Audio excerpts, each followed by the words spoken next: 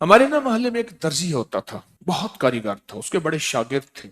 असल वो बखर का था। यहाँ रोजी रोटी मिली तो वहीं आ गया, पुराने शहर में रहता था। तो वहां उसके साथ एक अजीब मामला था। वो जिस दुकान पे भी बैठता, सारी उम्र घर भी किराए का था, उसकी दुकान भी किराए की, और सारी उम्र ऐसी गुजरी। जिस दुकान पे बैठता था, जिस दुकान पे बैठता था वो, उस दुकान वो क्या करता था, वीरान दुकान ढूंढता था जिसकी दुकान किराए पे नहीं होती थी। गौरतलब बात है, अजीब बात बता रहा हूँ, ये मेरे देखे वाक्य हैं। वो हमारे पड़ोस में कुछ 30 साल रहा, तकरीबन 30 साल रहा। वो वीरान दुकान लेता था। नामवर इतना था कि उस्ताद को आके दुनिया ढूंढती थी, चाहे वो गली के कोने में जहां बैठ जाए, इतना कारीगर था। वीरान दुकान ढूंढता था जिस दुकान को कोई नहीं लेता था, फिर लिखवाता था कि मैं इतने साल तक नहीं उठाएगा। वो खुशी से लिख के दे देता था, क्योंकि इसको तजर्बा था, उसको नहीं था। इतने और बड़े बड़े ताकतवर लोगों की गवाहियां डलवाता था कि कल को मुझे उठाएगा। क्योंकि मैं कैसे उठाऊंगा, मेरी दुकान किराए पे नहीं जाती, तू मुझे किराया दे रहा, इतने अरसे से मेरी दुकान बंद पड़ी है, मैं कैसे उठाऊंगा। कह रहे नहीं, वो तो मुझे उठाएगा, पता है मुझे। बड़े बड़े लोगों की गवाहियां डलवाता था, लिखवाता था, किराया देता रहूंगा, देता था। इधर वो किराए पे बैठता था, चंद दिनों के पास उसके पास लोग आना शुरू हो जाते, ये दुकान दे। वो अगर 20 रुपए किराया देते, हम 30 रुपए देते हैं, हम 40 रुपए देते हैं, कोई कहे हम 50 रुपए देते हैं। अब उसका दिमाग बेचारे का तो वैसे हिला, चेतरल गया, दिमाग तो हिलना था। वो इसको आके कहता कि मुझे इतने लोग दे रहे हैं। मैंने कहा मैंने तुझे पहले कहा था लिखवा के दो। अच्छा, ये चंद बार हुआ। जिस दुकान पे भी बैठता था, उस दुकान पे बैठते ही इसके साथ ये मामला शुरू हो जाता। अब ये राज किसी को पता नहीं था, ये राज है क्या इसका, इसके साथ क्या होता है, इसके साथ ऐसा क्यों होता है। उसने ना एक दफा ये राज एक बंदे को बताया, उसने मुझे बताया। बरह रास्त मैंने उससे बात नहीं हुई, लेकिन हमारा पड़ोसी था वो। एक बंदे को उसने राज बताया, हमारा एक रिश्तेदार था, उसको ये राज बताया और उसको कहा कि मेरे साथ ये राज है। उसने अब जो लफ्ज कहना, पहले मैं वो लफ्ज आपके सामने बयान करता हूँ। कहने लगा,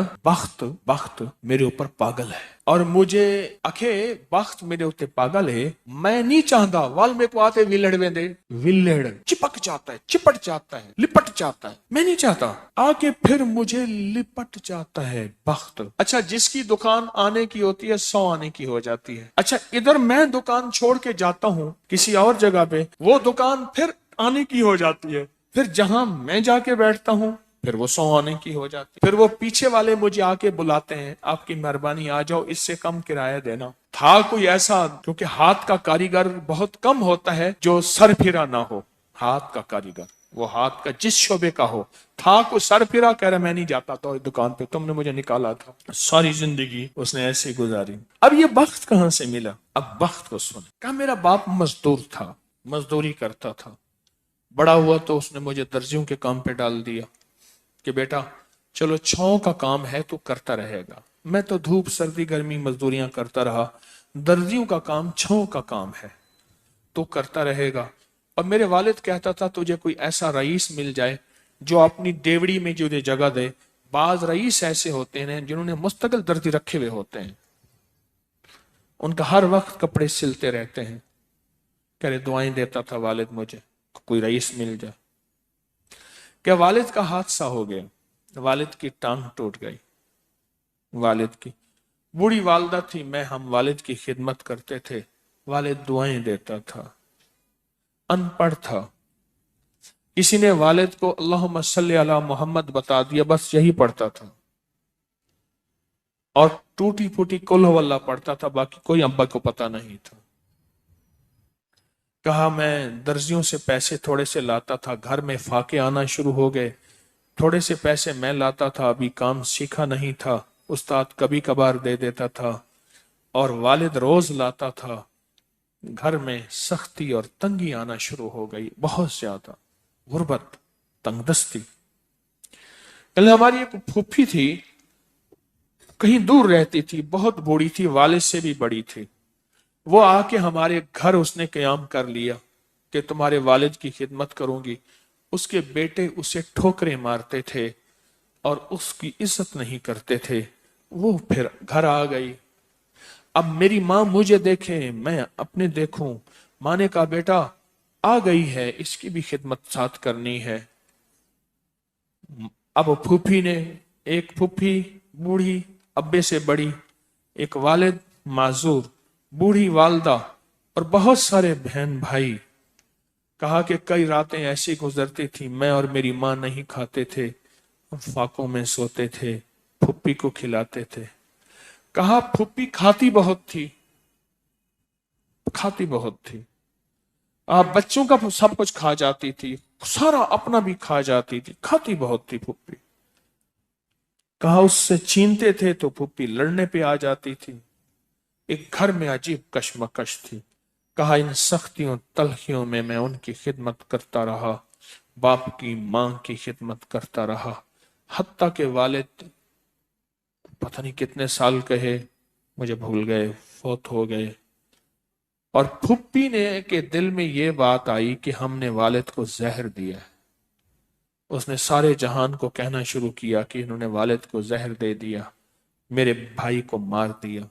گھر میں روٹی بھی کھاتی تھی، بچوں سے چھین کے بھی کھاتی تھی، چوری چھپے بھی کھاتی تھی، دن رات بھی کھاتی تھی، ہمیں برا بھلا بھی کہتی تھی، لوگوں کے ہاں شکوے بھی کرتی تھی۔ پھوپھی نے جینا حرام کر دیا۔ کہا میری ماں کہتی تھی بیٹا کوئی بات نہیں، برداشت کرو۔ برداشت کرتے کرتے پھوپھی بھی چلی گئی اور اس کو اللہ کی امانت کو اللہ کے سپرد کیا، اور پھر اب ماں رہ گئی۔ اب میں نے اپنی ساری توجہ ماں پہ ڈال دی۔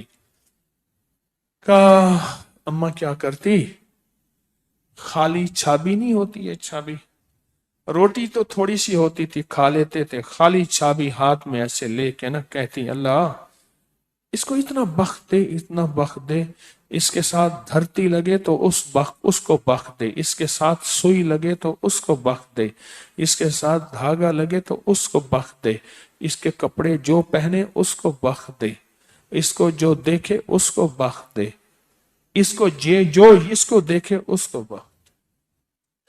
اماں چھابی لے کے مانگتی تھی، روتی تھی، اور بعض اوقات چھابی میں اماں کے بہت سارے آنسو ہوتے تھے۔ کہ بس یہ نظام چلتا رہا چلتا رہا، اماں بھی گزر گئی۔ اب اس کے بعد پھر میں، میرے بچے، اب جو بخت کے دروازے کھلے، میں جس کو دیکھتا ہوں اس کو بخت، جو میرے کپڑے پہنتا ہے اس کو بخت، جس سے سوئی خریدتا ہوں اس کو بخت، جس سے دھاگا خریدتا ہوں اس کو بخت، جس کی جگہ پہ بیٹھتا ہوں اس کو بخت۔ بخت جب بیدار تھا بدبخت آنکھیں سو گئیں۔ خیال کرنا ابھی بخت بیدار ہے، کہیں بدبخت آنکھیں سو نہ جائے۔ وہ دعاؤں کا ذخیرہ اس درجی کے پاس تھا، وہ دعاؤں کا ذخیرہ، پھپھی کی ناگواریوں کا ذخیرہ، ابی کی صبر کا ذخیرہ، پھپھی کی ناگواریوں کا ذخیرہ، اماں کے صبر کا ذخیرہ وہ ساتھ تھا۔ بس سہتا رہا، چلتا رہا، اللہ کے نامہ اعمال میں، اللہ کے نظام میں لکھا جاتا رہا۔ کو تجھے کوئی دعائیں دے نہیں رہا، نہ دے، میرے نظام میں تو ان لوگوں میں ہے جن کے ساتھ دعائیں ملتی ہیں، جن کے ساتھ دعائیں لگتی ہیں، جن کے ساتھ دعائیں لپٹ جاتی ہیں، تو ان لوگوں میں ہمیں دعاؤں کا ذخیرہ چاہیے، ہمیں دعائیں چاہیے کسی کی، ہم کسی کی دعاؤں میں آ جائیں۔ میرے حضرت فرماتے تھے نظر بد لگتی ہے نا کھا جاتی ہے، اس طرح اچھی نظر بھی لگتی ہے۔ تجھے کسی اللہ والے کی اچھی نظر لگ جائے، تجھے مرشد کی اچھی نظر لگ جائے، تجھے ماں باپ کسی درویش کی اچھی نظر لگ جائے، اور نظر تیرا کام بنا دے گی۔ جس طرح بری نظر کھا جاتی ہے، برباد کر دیتی ہے، اس طرح اچھی نظر آباد اور شاد کر دیتی ہے، مراد کر دیتی ہے۔ ان کو یہ میں نے عمل دیا تھا، اور میں نے یہ اسی ایک ساتھی سے پڑھوایا، اور ایک یوں بھی کرتے ہیں، کرے یوں ہو گیا۔ کون ساتھ تھا ازبک سفر میں، اور کون ساتھ تھا؟ یہ تھے۔ میں نے کیا عرض کیا تھا کہ یہ 40 دفعہ جو ہے دے رہا ہوں، اس کی تاثیر کیا ہوگی؟ 40 لاکھ جتنی، 40 لاکھ کی ہوگی۔ اور جس نے یقین کیا وہ بتا رہا ہے کہ کوئی زندگی کا خوف ہے، وہ رزق کا، وہ دولت کا، وہ دولت عزت جانے کا، وہ رشتوں کا، وہ صحت کا، وہ جادو کا، وہ بندش کا، کوئی دشمن کے حملے کا، کسی کوئی خوف ہے. بس 40 دفعہ پڑھا. یہ ازبکستان میں میرے ساتھ جو گئے تھے انہیں میں نے اس سفر کا تحفہ دیا تھا، اور میں نے یہ عرض کیا تھا ان سے کہ اللہ کے نام کی طاقت اور بھروسے پہ کہہ رہا ہوں وَكَفَى بِاللَّهِ وَلِيًّا وَكَفَى بِاللَّهِ نَصِيرًا، کہ اس بھروسے پہ کہہ رہا ہوں، عرض کر رہا ہوں کہ جو 40 دفعہ پڑھے گا، ان حضرات کو میں نے یہ اجازت دی تھی 40، اس کو اس کی تاثیر کتنی ملے گی؟ 40 لاکھ کی. اور واقعی ہے ایسے. آپ میں کیوں دے دوں؟ انہوں نے پیسے بھرے تھے، انہوں نے پیسے دیے تھے بیچاروں، مجھے نہیں دیے تھے. الحمدللہ مجھے صفائیوں کی ضرورت نہیں ہے، میں جب بھی جاتا ہوں اپنے پیسے، اب اجازت مل جائے نا ایسے نہیں دوں گا. یہ انہوں نے لفظ ایک استعمال کیا ہے طلاقوں کی بڑھتی ہوئی شرح. اس سے بہت خوف زدہ ہوں، بہت پریشان ہوں. اتنی مخلوق آ کے روتی ہے، اتنی روتی. میں رات کا واقعہ سنا. میں ایک جگہ ایک محسن کے ہاں بیٹھا تھا، تو جن کا میں نے کہا نا وہ میرے دوست تھے، گاڑی چلا رہے تھے، تو مجھے بتایا کہ یہ اس وقت یہ واقعات چل رہے ہیں، یہ چل رہے ہیں. میں نے کہا اچھا، مجھے تو پتا چلا. تو وہاں وہ کہنے لگے کہ بیوی شادی ہوئی، تو شادی کے دوسرے دن ولیمے کے دن اس خاتون کی جو بیوی بنی اس کی سہیلی کی شادی تھی. تو سہیلی کی شادی میں دونوں میاں بیوی گئے. تو جو سہیلی کا والد تھا اس نے اپنے جو ہے داماد کو گاڑی بھی دی، کوئی 20-22 لاکھ بھی دیا، یہ بھی دیا. اس نے آ کے جھگڑا شروع کر دیا کہ تیرے ماں باپ نے کیا دیا مجھے، اور تیسرے دن گھر سے باہر نکال دیا اور طلاق ہو گئے. میں کہتا ہوں جس نے اپنی زندگی میں انگارے، بچھو، سانپ اور 2 قتل، مقدمے، بیماریاں، تکلیفیں، مشکلات، مسائل، الجھنے اور روگ بھرنے ہیں، اور مجھ سے ایک وظیفہ لے لے. وہ وظیفہ یہ لے لے بیوی کے ماں باپ کو گالیاں دے اور ان سے کہے جائیداد لے آ اور جہیز لے آ. اس سے مطالبہ کرے جا ماں باپ سے حصہ لے آ، یا اس سے کہے تیرے ماں باپ نے کیا دیا مجھے، اور ماں باپ سے جا کے مطالبے کر.